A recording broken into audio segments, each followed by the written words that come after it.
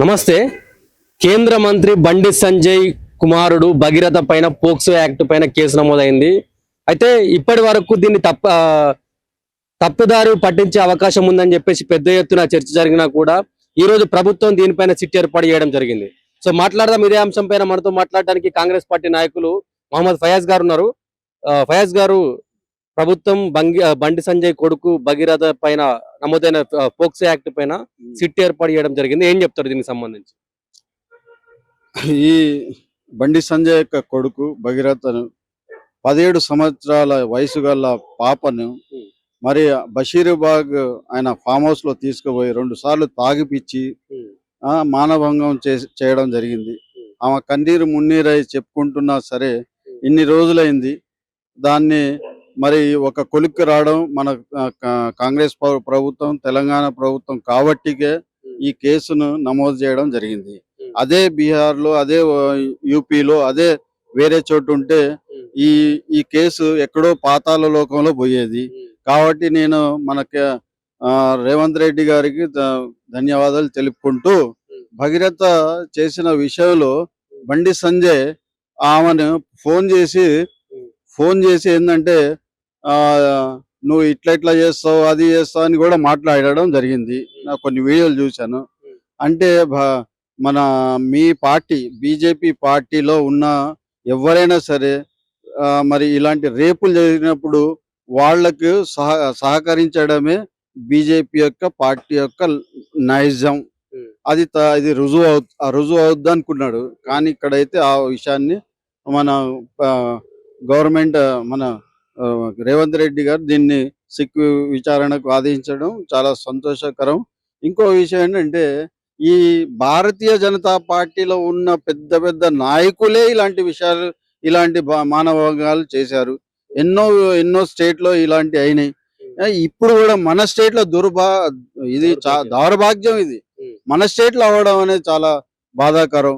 అదిగాక ఒక కేంద్ర మంత్రి, సహాయ కేంద్ర మంత్రిగా ఉంటూ నాయన ఈ రోజు సిక్ అనేది ఏర్పాటు చేయడం జరిగింది. నీ ముందు మరి అధికారులు వచ్చినప్పుడు నువ్వు సహకరిస్తావా? సహకరించవు. నువ్వు ఎందుకు సహకరించావు అంటే నీ దగ్గర పవర్ ఉంది కాబట్టి. నేను ఒక డిమాండ్ చేయదలుచుకున్న ఆ పాప ఆమెకు సపోర్ట్ గా ఏంటంటే, నువ్వు ప్రస్తుతానికి రిజైన్ చెయ్యి. రిజైన్ చేసిన తర్వాత ఏదైతే రిపోర్ట్ వస్తుందో దాని మీద మనం విచారించడం మంచిది. ఇప్పుడు నువ్వు పవర్ లో ఉండి ఏదైనా తారుమారు చేసే అవకాశాలు నీలో ఉన్నాయి. నువ్వు ఎవరిని పడితే నోటికి వచ్చినట్టు తిడతావు.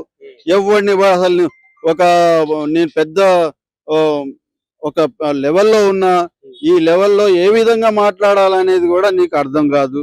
అలాంటప్పుడు ఈ సిక్ విచారణలో జరుగుతున్న అంటే ఆఫీసర్లను కూడా నువ్వు ప్రభావితం చేస్తావని నేను నమ్ముతున్నాను. కాబట్టి ఈ మోడీ గారు నిన్న వచ్చారు. ఒక అమ్మాయి, ఏది ఆమ్ ఆద్మీ పార్టీ అమ్మాయి వచ్చేసి గో బ్యాక్ అని చెప్పడం జరిగింది. ఎందుకు చెప్పడం జరిగింది? మోడీ గారు ఇలాంటి అంటే వేస్ట్ ఫెలోని మీరు మినిస్టర్లుగా చేసుకోవడం మూలంగా ఆమె అడవడం, అంటే మీ కాన్వాయ్ని అడ్డుకోవడం జరిగింది. మీరు ఇప్పటికైనా ఈయనని వెంటనే బర్తరఫ్ చేసి ఈ విచారణ జరిపి ఆయనకు, ఆ పిల్లగాడికి ఏదైతే శిక్ష అర్హుడో ఆ శిక్షను వేసేదాకా ఈయనని మాత్రం పార్టీ నుంచి సస్పెండ్ చేయాలని, ఆ పోస్ట్ నుంచి అంటే ఏదైతే కేంద్ర మంత్రిగా ఉన్న దాన్ని రిజైన్ చేయించి ఈ సిక్ విచారణను, దర్యాప్తును కొనసాగించాలని మోడీని నేను కోరుతున్నాను. అంటే ముఖ్యంగా ఇక్కడ హనీ ట్రాప్ జరిగిందని చెప్పేసి, అమ్మాయి తరపు నుంచి హనీ ట్రాప్ జరిగిందని చెప్పేసి వాళ్ళ వాదన లాగా ఉంది. ఏం చెప్తారు? హనీ ట్రాప్ అనేది జరిగిందంటే 7 నెలల నుంచి నీ కొడుకు ఆమెతో మంచో చెడో చేస్తూనే వచ్చిండు కదా. నువ్వు మంచి ఉన్నావు కాబట్టి కామ్గా అన్ని ఆ బషీర్బాగ్ లో ఉన్న గెస్ట్ హౌస్ లో జరిగిన ఉదాంతంకే కదా మాట్లాడింది. అంటే నీకు హనీ ట్రాప్ జరిగిందంటే 5 కోట్లు అడిగినామని చెప్పిండ్రు. 5 కోట్లు నువ్వు ఇస్తావు ఆమెకి? ఇంకా నయం, ఆమెను చంపలేదు నువ్వు. హనీ ట్రాప్ తో ఆమె చేసిందో లేదో తెలియదు. హనీ ట్రాప్ ఎట్లా చేస్తారబ్బా? నువ్వు ఆమెను ఎమ్మడ పెట్టుకొని తిరిగినావు. నీకు బుద్ధి లేదా? హనీ ట్రాప్ అంటే ఎట్లుంటది? ఏదో ఒక ఫోన్ వస్తది, నీకు ఇది అది అని ఏదో మాటలు చెప్పి నీకు ఒక భ్రమలో పెడతాడు. నీ ఎమ్మట 7 నెలలు తిరిగింది ఆ అమ్మాయి. మరి 7 నెలలు తిరిగినప్పుడు నీకు అది హనీ టాప్ అని తెలియదా? అన్ని నాటకాలు ఆడుతున్నారు. ఈ బూటకాలని ఆపాలి. ఇమీడియట్లీ ఆయనను ఆ పిల్లగాడిని మా అవసరమైతే ఉరిదీయాలి. ఇలాంటి వాళ్ళని ఉరిదీయకపోతే ఇలాంటి వాళ్ళు రెచ్చిపోతున్నారు.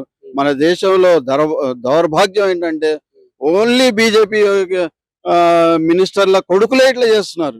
అదే నాకు ఆశ్చర్యం ఉంది.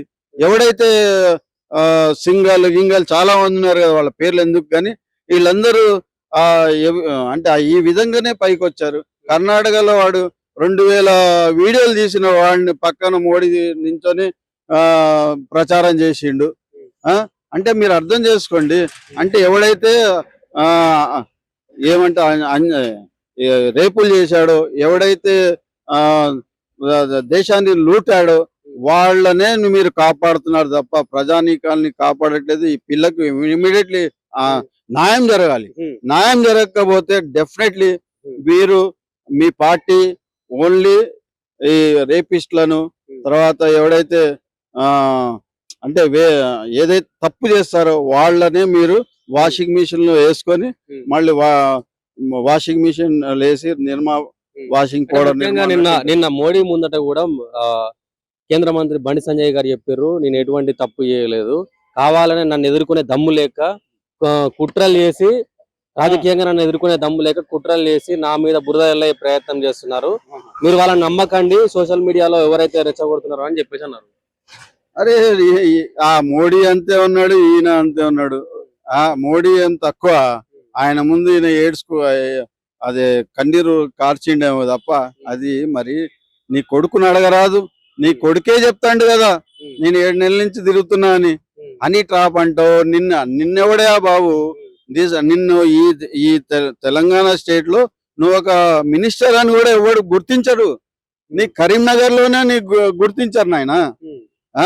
నువ్వు ఏ విధంగా ఎవరిని పడితే వాడిని ఏదైనా అంటే హిందూ ముసల్మాన్ అంటావు, అదంటావు ఇదంటావు. నీ వ్యవహార శైలి ఎట్లుందంటే దళిద్రానికి దరిద్రం అన్నట్టే తయారైనవు తప్ప నీ మాటలు ఇది రావు, మంచి పలుకులు రావు ఆయనకి. అన్ని ఇక అది కేటగిరీ లో కేటగిరీ మాటలే మాట్లాడతావు తప్ప ఆ మోడీ ఎట్లా నమ్మిండో ఏమో గాని, మోడీ నమ్మినా సరే సోషల్ మీడియా అంటాడా? అంటే ఆ పాప తప్పు చెప్తుందా? అంటే మెయిన్ మీడియాలో రావట్లేదా? V6 లో రాలేదా? వేరే మెయిన్ స్ట్రీమ్ తెలుగు మీడియాలో రాలేదా?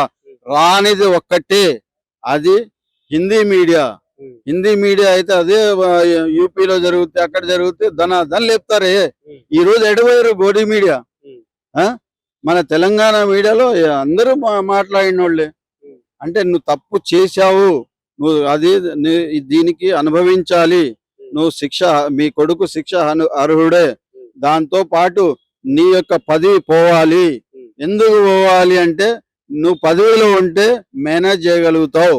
ఆ మేనేజ్ చేయకుండా ఉండాలంటే తప్పకుండా ఈయనని బర్తరఫ్ చేసి ఈ యొక్క విచారణ జరపాలని నా యొక్క డిమాండ్.